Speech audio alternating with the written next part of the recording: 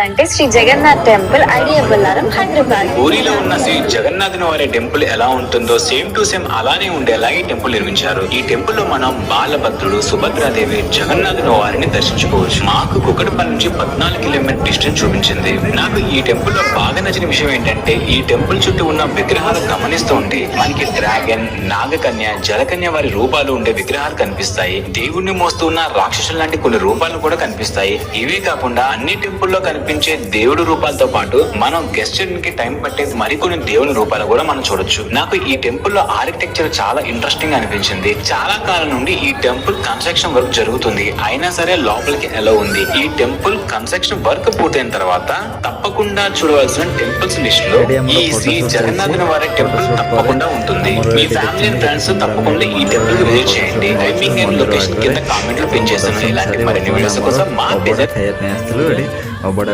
ଗୋଟେ ପ୍ଲେଟ୍ ଅଛି ଆମର କେତେ ମାନେ 250 ଟଙ୍କା। ଆଜି ସ୍ପେସିଆଲ୍ ମାନେ ବହୁତ ଆଇଟମ୍ ଅଛି, ପନିର ଅଛି ଆଉ ଡାଲମା ଅଛି, ଆମର ପାଇସ୍ ଅଛି, ତ ସେଇଥିପାଇଁ ସ୍ପେସିଆଲ୍ ଆଜି ଅବଡ଼ା ପ୍ଲେଟ୍ 250 ଟଙ୍କା ଅଛି।